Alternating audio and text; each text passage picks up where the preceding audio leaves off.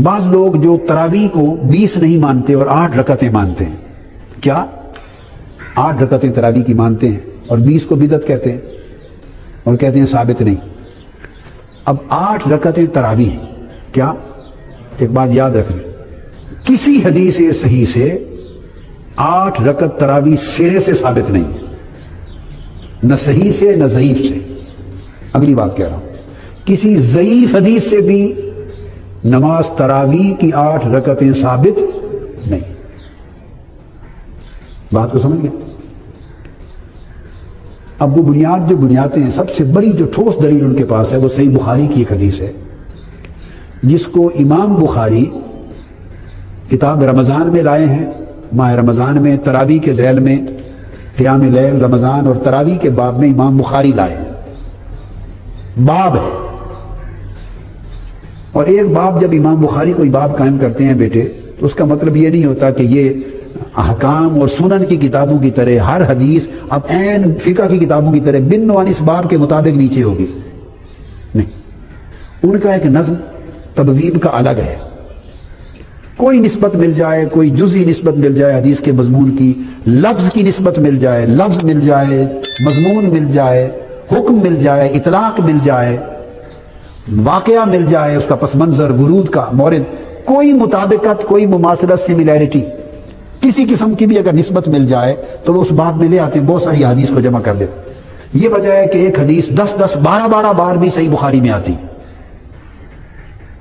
اس حدیث کو یہاں لکھ دیا، اس حدیث سے ایک اور معنی معلوم ہوتا ہے، وہ اگلے باب میں بھی لکھ دیا، اس سے ایک اور معنی پر اطلاق ہوتا ہے، اگلے باب میں بھی لکھ دیا، تو 12 مرتبہ بھی بعض اوقات ایک حدیث صحیح بخاری شریف میں آتی، 7 مرتبہ آتی۔ انہوں نے اس حدیث سے جو معنی لیا تو اس کے ساتھ جو مضمون ملتا ہے اس باب میں اس کو درج کر دیا۔ تو ایک روایت ہے کہ کسی نے حضرت عائشہ صدیقہ رضی اللہ تعالیٰ عنہا سے پوچھا، یہ حدیث ہے، پوچھا کہ حضور علیہ الصلوۃ والسلام کی رات کی نماز کیسی تھی؟ کیا پوچھا؟ آپ کا قیام اللیل، رات کا قیام کیسا تھا، کتنی نماز پڑھتے تھے، کیسے پڑھتے تھے؟ سوال کرنے نے یہ بات ذہن میں رکھ لے بیٹے، نوٹ لکھ لیں، آپ کو یہ کام آئے گی۔ سوال کرنے والے نے صلاۃ التراویح کا پوچھا ہی نہیں ہے، یہ بات بنیادی۔ سائل نے اپنا سوال صلاۃ التراویح کے بارے میں بولیے پوچھا ہی نہیں ہے، انہوں نے تو رات کی نماز کا پوچھا ہے، انہوں نے تو صلاۃ تہجد کا پوچھا حضور علیہ السلام کے بارے میں، رات کا قیام کیسا تھا۔ تو وہ بیان چلا آ رہا ہے، تو وہ پھر حضور کے تہجد کے لیے انہوں نے پوچھا، سوال یہ کیا، سأل عائشہ رضی اللہ تعالی عنہا کیف کانت صلاۃ رسول اللہ صلی اللہ علیہ وسلم فی رمضان۔ یہ میں آگے آپ کو بتاؤں گا کہ پھر رمضان میں حضور علیہ السلام کی نماز کیسے ہوتی تھی، نماز تہجد۔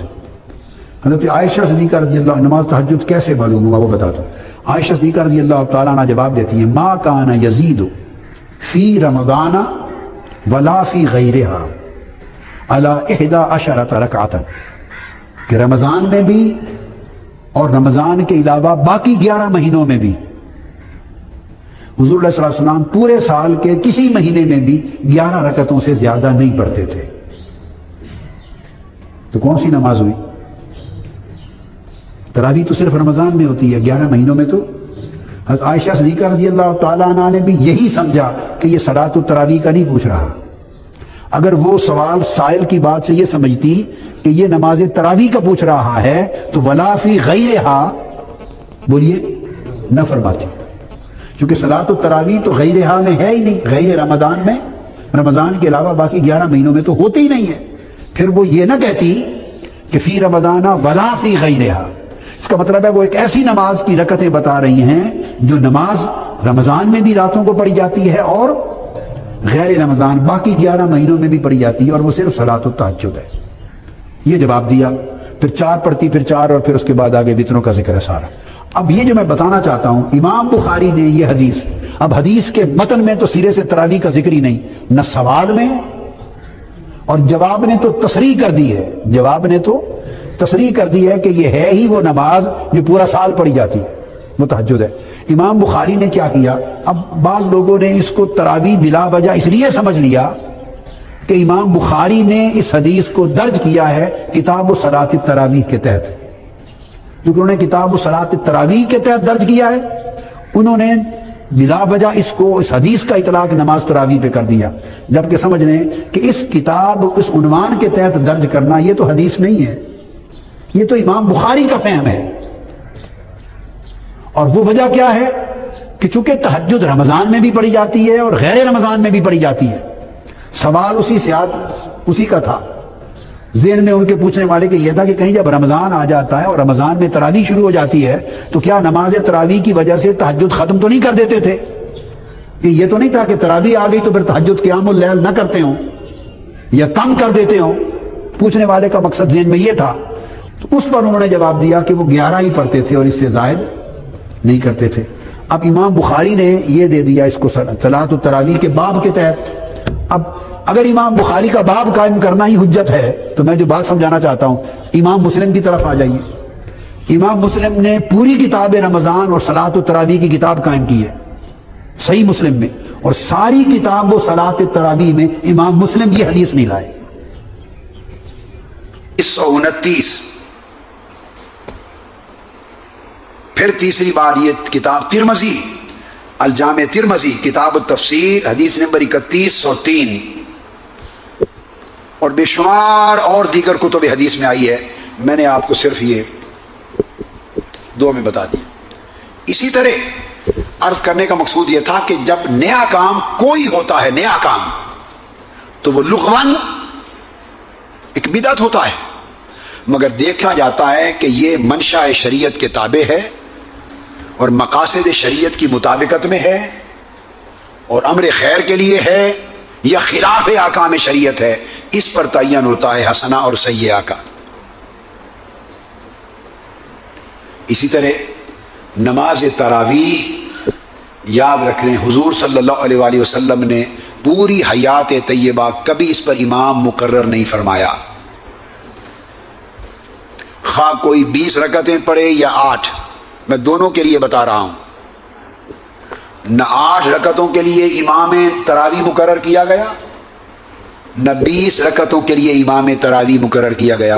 اس وقت گفتگو رکعت کی نہیں کر رہا، یہ الگ آئے گی، آگے حدیث آئے گی۔ میں امام مقرر کر کے باجماعت نماز تراویح کا اہتمام کرنا، یہ بدعت ہے۔ حضور علیہ السلام کے زمانہ اقدس کے اعتبار سے آقا علیہ السلام نے نہیں کیا امام مقرر، اور کل حیات مبارکہ میں آقا علیہ السلام 2 راتیں یا تیسری رات 3 راتیں صحابہ کرام کے ساتھ آ کے نماز پڑھی۔ تیسری رات ساری رات صحابہ کرام انتظار کرتے رہے کہ حضور تشریف لائیں گے اور آقا باہر تشریف نہیں لائیں، اور آپ نے فرمایا مجھے ڈر ہے کہ امت کہیں واجب نہ سمجھے۔ پھر سیدنا ابوبکر صدیق نے 2.5 سال تک امام مقرر نہیں کیا نماز تراویح پر۔ پھر سیدنا فاروق اعظم رضی اللہ تعالیٰ عنہ کے بھی اوائل دور میں امام مقرر نہیں تھا۔ پھر ایک روز سیدنا فاروق اعظم رضی اللہ تعالیٰ عنہ باہر نکلے اور آپ نے مسجد نبوی میں دیکھا لوگ متفرق نماز تراویح ادا کر رہے ہیں، صحابہ کرام۔ آپ نے کہا اس طرح تو لوگ غفلت کرنے لگ جائیں گے، اب کیوں آقا نے پہلے نہیں کروائی امام مقرر، اور امام مقرر کیا سیدنا فاروق اعظم نے؟ آپ کے ذہن میں سوال آئے گا کہ اگر انہوں نے مقرر کیا تو حضور نے مقرر کیوں نہیں کیا؟ میں نے کہا نا، وقت کے ساتھ تقاضے بدلتے ہیں اور نئے تقاضوں کو پورا کرنے کے لیے اہتمام کرنے پڑتے ہیں۔ وہ اہتمام اگر تابع اصل اور مطابق شرع مقاصد شرع ہو تو وہ برا نہیں ہوتا، وہ بدعت دلالہ نہیں ہوتی۔ خلاف مقاصد شرع ہو تو برا ہوتا ہے۔ آقا علیہ السلام نے امام کیوں نہیں مقرر کیا؟ سادہ جواب ہے کہ دور غفلت نہ تھا، وہ دور غفلت نہ تھا۔ صحابہ مستعد رہتے ساری رات بھی عبادت کرنے کے لیے، آقا روکتے تھے کہ اتنا نہ کھڑا ہوا کرو، کچھ سویا کرو، کچھ پڑھا کرو۔ وہ دور تھا۔ جو زمانہ گزرتا گیا تو سیدنا فاروق اعظم رضی اللہ تعالیٰ عنہ کو خیال گزرا لوگ متفرق پڑھ رہے ہیں، کوئی گھروں میں کوئی مسجد میں، زمانہ گزرتا اسی حال میں گیا تو لوگ غفلت کا شکار ہو جائیں گے اور پڑھنا چھوڑ جائیں گے، لہٰذا کیوں نہ ان کے لیے اہتمام کر دیا جائے کہ پابندی سے پڑھیں۔ تو سیدنا فاروق اعظم رضی اللہ تعالیٰ عنہ نے حضرت ابی بن کعب رضی اللہ تعالیٰ عنہ کو امام تراویح مقرر کر دیا۔ کیا؟ حضرت ابی بن کعب رضی اللہ تعالیٰ عنہ تو پہلا امام تراویح آقا علیہ السلام کے وصال کے تقریباً 3 سال کے بعد مقرر ہوا. سیدنا فاروق اعظم نے امام مقرر کیا, حکم دیا کہ ان کے پیچھے باجماعت پڑھو. اگلی رات پھر نکلے دیکھنے کے لیے. جب آئے اور دیکھا کہ امام کے پیچھے باجماعت نماز پڑھ رہے ہیں تو سیدنا فاروق اعظم رضی اللہ تعالیٰ عنہ نے فرمایا, اور یہ حدیث بھی صحیح بخاری میں ہے, جو ابھی کوٹ کر رہا ہوں نا, یہ بھی صحیح بخاری میں ہے, بخاری پڑھا رہے ہیں.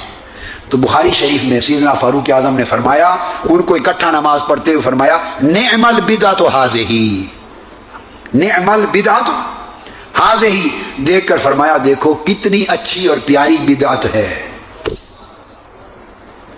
بعض لوگ کم علمی کی وجہ سے یا زیادہ غصے اور جلال کی وجہ سے, تنگ نظری کی وجہ سے, جن کے فہم اور علمی دینی ادراک میں توسع وسعت نہیں ہے, تنگ نظری کی وجہ سے وہ کہتے یہ کیا ہوا, کبھی بدعت بھی اچھی ہو سکتی ہے, جب بدعت ہوگی تو بدعت تو غلط ہوتی ہے.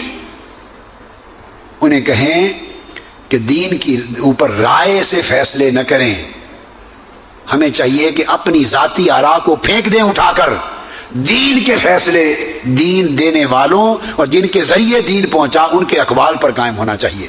سیدنا فاروق اعظم نے لفظ بدعت بھی استعمال کیا اور نعمہ بھی استعمال کیا.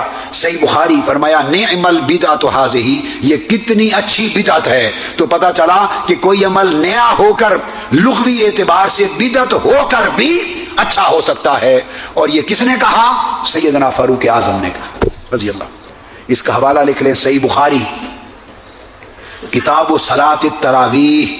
امام بخاری اس حدیث کو خود صلاۃ التراویح کی کتاب میں لائے ہیں. امام بخاری صلاۃ التراویح, باب فضل من قام رمضان, قیام رمضان کی فضیلت میں. حدیث کا نمبر ہے 1906.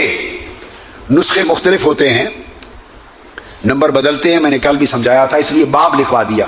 کتاب صلاۃ التراویح اور باب فضل من قام رمضان, رمضان کے قیام کی فضیلت میں. یہ امام بخاری اس حدیث کو لائے, اور موطا امام مالک وہ بھی حدیث نمبر 250 کے تحت جلد دوم میں اور جلد اول میں 114 امام مالک بھی الموطا میں حدیث کو لائے, اور دیگر کتب میں بھی ہے. میں نے صلاۃ التراویح کے عدد پر حدیث کی پوری کتاب مرتب کی ہے, التصریح فی صلاۃ التراویح. یہ حدیث کی کتاب ہے جو میں نے نماز تراویح کے عدد پر مرتب کی ہے. تفصیل پڑھنے کے لیے یہ میری حدیث کی کتاب جو چھوٹی ہے آپ کے لیے کافی. سمجھانا مقصود کیا تھا, یہ بات سمجھا رہا تھا, اس طرح ہر شے سادہ حالت سے ارتقا کر کے ترقی کی طرف گئی, اور ساری ترقیات, ارتقاءات اور اضافات جو مقاصد شرع کے تابع اور اصل کے تابع اور مطابق ہوں, وہ اضافات اور وہ نئے کام بدعت سیئہ میں اور بدعت ضلالہ میں نہیں آتے. وہ مستحسنات ہوتے ہیں, اور اگر ان پر لغوی اعتبار سے بدعت کا لفظ لکھا بھی جائے جو ائمہ نے لکھا ہے تو وہ بدعت حسنہ ہوتی ہے. سب سے پہلے نئی ویڈیوز کو حاصل کرنے کے لیے شیخ الاسلام ڈاکٹر محمد طاہر القادری کے آفیشیل یوٹیوب چینل کو سبسکرائب کریں اور بیل آئیکن کلک کریں.